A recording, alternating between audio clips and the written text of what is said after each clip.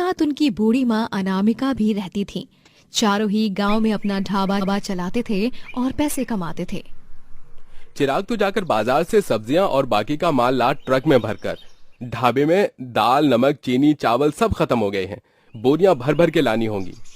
ठीक है अक्षत, तब तक तू ये ग्राहकों को संभाल। ओके गौतम, जल्दी से इस खीर में ड्राई फ्रूट्स चॉप करके डाल दे। मैं तब तक फटाफट से वो गली नंबर 12 का शादी का खाना पहुंच गया है कि नहीं वो एक बार कॉल करके कंफर्म कर लेता हूँ। ठीक है धीरज, काजू, किशमिश और बादाम और ये थोड़ी सी केसर भी। इस तरह चारों भाई एक साथ मिलकर काम किया करते। चारों ने अपनी पढ़ाई पूरी की होती है, लेकिन उनके पिताजी के जाने के बाद उनके ढाबे को संभालने वाला कोई नहीं था। इसीलिए वो चारों अपने पिताजी का ढाबा संभाल रहे थे। साइड बाय साइड वो कई जगहों पर नौकरी के लिए भी अप्लाई कर रहे थे। ये लो बच्चों, तुम चारों के लिए ठंडी ठंडी लस्सी।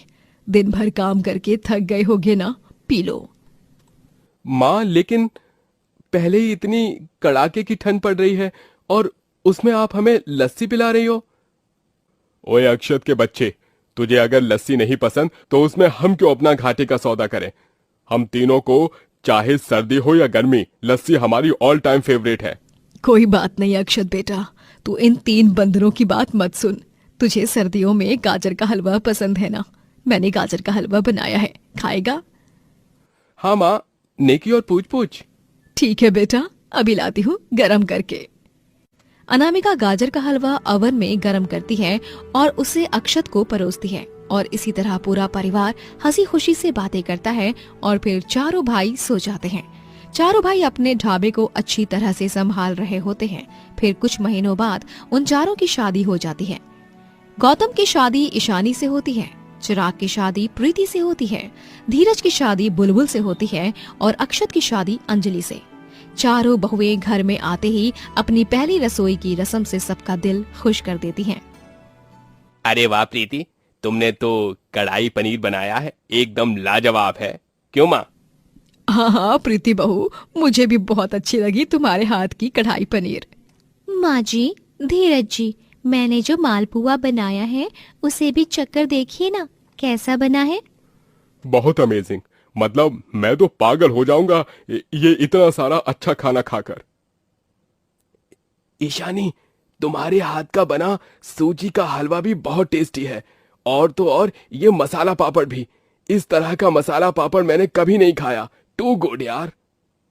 अंजलि, तुमने भी अपने खाने से मेरा और हम सबका दिल छू लिया आज।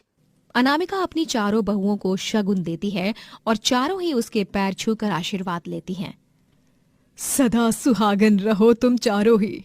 मैं और मेरे चारों बेटे बहुत खुशनसीब हैं कि हमारे घर में एक नहीं बल्कि 4 माँ अन्नपूर्णा के रूप पधारे हैं। जुग जुग जियो बहुओं। थैंक यू माँ जी। कुछ दिन बाद चारों भाइयों को एक बहुत ही बड़ी फैक्ट्री में बड़े बड़े पोस्ट पर नौकरी मिल जाती है और वो चारों बहुत खुश हो जाते हैं। लेकिन एक चिंता रहती है। नई नौकरी मिलने की खुशी तो है, लेकिन साथ ही में एक और बड़ी चिंता यह है कि हम जब नौकरी पर जाएंगे तो ढाबे को संभालेगा कौन। हाँ माँ, वही एक चिंता वाली बात है। हम ढाबे को तो कभी बंद नहीं कर पाएंगे। वो सिर्फ हमारा ढाबा नहीं है, हमारे पापा के इमोशंस जुड़े हैं उस ढाबे से। एक अलग सा लगाव है उससे। तभी चारों बहुएं एक दूसरे की तरफ नजर घुमाती हैं और फिर कहती हैं, चिराग जी, हम चारों संभालेंगे ढाबे को। वैसे भी हम चारों दिन भर घर पर रहकर बोर ही होते हैं, तो बोर होने से अच्छा है कि कुछ काम ही कर लें। हाँ, और वैसे भी हम चारों के हाथ का खाना आप सब इतने चाव से खाते हैं, तो लोगों को भी हमारे हाथ का बना खाना अच्छा लगेगा।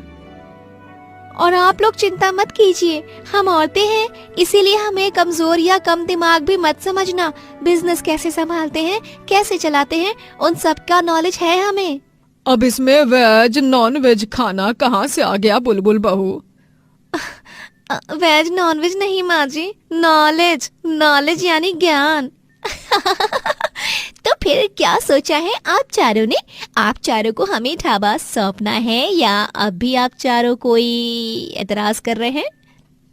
चारों भाई आपस में बात करके फैसला लेते हैं और ढाबे को चारों बहुओं के हाथों में सौंप देते हैं। अब चारों भाई काम पर जाते हैं और चारों बहुएं ढाबा संभालती हैं और दिन भर बहुत सारे पैसे कमाती हैं, लेकिन वो चारों ही ढाबे से कमाए हुए पैसों को अपने पास रख लेती हैं।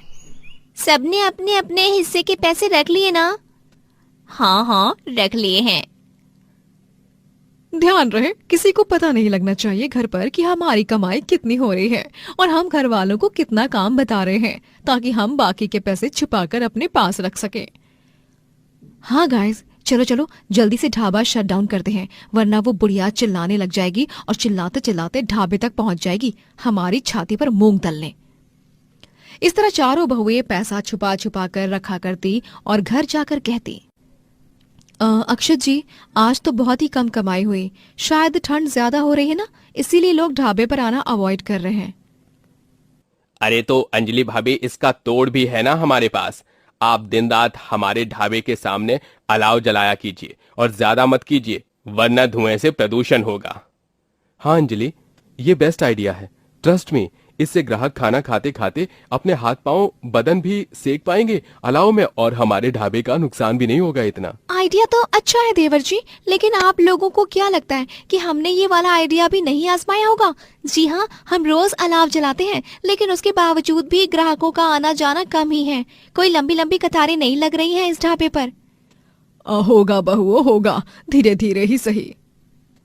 चारों बहुएं ढाबे के जरिए कमाती तो बहुत सारा पैसा है, लेकिन यूं ही रोजाना वो अपने ससुराल वालों को बेवकूफ बनाती रहती हैं कि ढाबे पर कमाई ज्यादा नहीं हो रही, और वो चारों आपस में अपने अपने हिस्से के पैसे बांट लेती और पतियों को बहुत कम पैसे देती। फिर दिन अचानक से चारों के पति घर पर उदास होकर लौटते हैं। क्या हुआ बच्चों, तुम सब इतने चिंताग्रस्त क्यों हो? कोई परेशानी वाली बात है क्या? चिराग, अक्षत, गौतम, धीरज, कुछ तो बोलो। मौन व्रत धारण कर लिया है क्या? माँ, दरअसल वो हमारी जॉब छूट गई है और कंपनी को हमारे कारण बहुत बड़ा लॉस हुआ है, जिसकी भरपाई हमें करनी होगी, वो भी 50,000 रुपए। और अगर हमने भरपाई नहीं की तो कंपनी वाले हम पर लीगल एक्शन लेंगे और हमें जेल की सलाखों के पीछे कैद कर देंगे। हमारे पास 50,000 नहीं है इस वक्त, इसलिए हम परेशान हैं। ये सब सुनकर चारों बहुएं घबरा जाती हैं और फिर वो कहती हैं, घबराइए मत, हम चारों हैं ना, हम मदद करेंगे। हाँ अक्षत जी, प्लीज स्ट्रेस मत लो, हम चारों ने ढाबे से कमाए हुए पैसों को छुपा कर रखा था। हम चारों के पैसों को मिलाकर 50,000 तो बहुत ही आसानी से बन जाएंगे। तभी चिंता के भाव में जाने अनजाने से ही, लेकिन अंजलि ने सारा सच सबके सामने कह ही दिया। वाह अंजलि जी वाह, आप चारों को मानना होगा, अपने ही घर में ये सब कर रही हैं आप सब। अरे क्या कमी रखी है हम चारों ने अपनी अपनी बीवियों के लिए, हर चीज तो प्रोवाइड करती ही है ना टाइम पर। ईशानी, तुमसे ये एक्सपेक्ट नहीं किया था मैंने। अरे मांगती तो मैं तुम लाखों रुपए एक बार में ही दे देता, लेकिन ये छल क्यों किया? इससे ही समझ आता है कि कितने लॉयल हैं हमारी बीवियां हमारे साथ। क्यों प्रीति? बुलबुल, ये तुमने अच्छा नहीं किया। बहुओं, ये चारों भी नाटक कर रहे थे ताकि तुम चारों का सच सामने आ जाए। चारों बहुओं को अपने किए पर बहुत शर्मिंदगी महसूस होती है। I am sorry. बीवियां रोने लगती हैं, तभी पति उन्हें गले से लगाते हैं और उस दिन के बाद से चारों बहुएं शिद्दत और ईमानदारी से ढाबा चलाने लगती हैं।